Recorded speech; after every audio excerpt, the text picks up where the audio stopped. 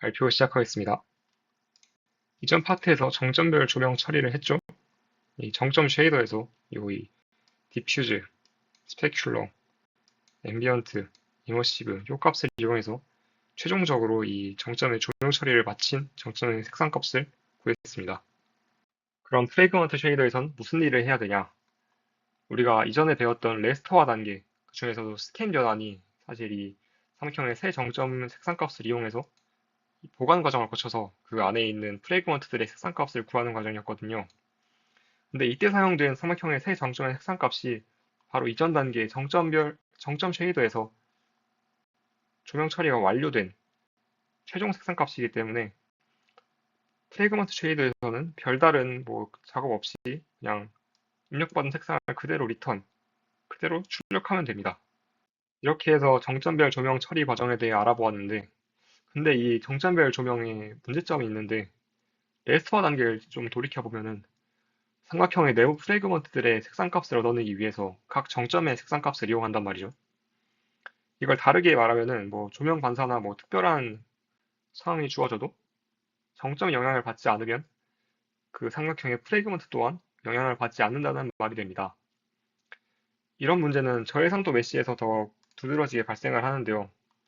슬라이드의 예시를 보시면은 이 상황에서는 이 점 P에 하이라이트 효과가 나타나야 되는데, 사실 이게 고해상도 메시에서는 이 정점 수가 워낙 많다 보니까 점 P가 그냥 적당히 정점 위에 위치해서 딱히 문제 없이 하이라이트가 잘 반영이 됩니다.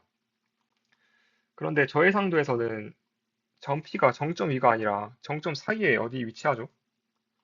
이렇게 되면은 점 P에서 발생한 하이라이트 효과가 주변 정점에 크게 영향을 미치지 못하고 또 이 스캔 변화를 통해서 프레그먼트들을 채우다 보니까 결국 레스터화 과정 후에 점 P의 위치가 프레그먼트에도 나타나지 않게 됩니다.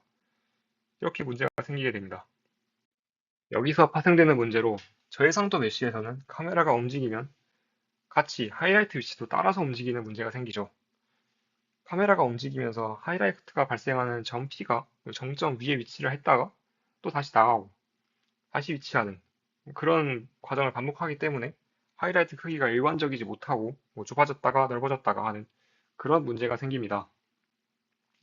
이 문제를 해결하기 위해서는 이제 정점별로 조명 처리를 하는 게 아닌 프레그먼트별로 조명 처리를 하는 그런 방법이 필요합니다. 엄청나게 대단한 그런 건 아니고 이전에 정점별로 했던 조명 처리 과정을 프레그먼트별로 전부 처리를 한다고 생각하시면 됩니다. 이 아예 그냥 정점이 아니라 프레그먼트별로 처리를 하면은 이렇게 하이라이트를 반영하지 못하는 문제가 해결되겠죠. 방법은 이전과 유사합니다. 차이점이라고 하면은 이전에 정점 쉐이더에서 했던 정점별로 처리를 해주던 그런 조명 처리 과정을 이제는 프레그먼트 쉐이더에서 프레그먼트별로 조명 처리를 해준다고 생각하시면 편합니다. 정점 쉐이더에서는 이제는 그냥 뷰 변환, 투영 변환 이런 것만 처리를 해주고 조명은 프레그먼트 쉐이드에서 따로 처리를 해준다고 생각하시면 됩니다. 보시면 이 디퓨즈, 스페큘러, 앰비언트, 이머시브 그리고 이걸 다 더하는 과정 이게 정점 쉐이드에서 프레그먼트 쉐이드로 넘어왔죠.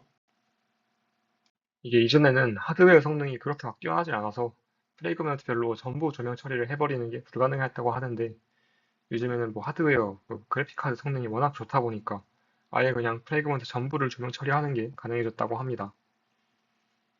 그리고 이 슬라이드에 이반 서덜랜드 이분 굉장히 유명하고 대단한 분이라고 합니다. 스케치패드라고 최초의 그래피컬 유저 인터페이스 GUI죠.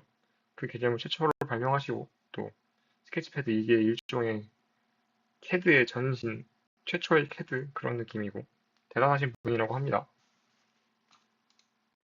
또 튜링 어워즈도 받으셨고 제자 중에도 유명한 분이 많다고 합니다.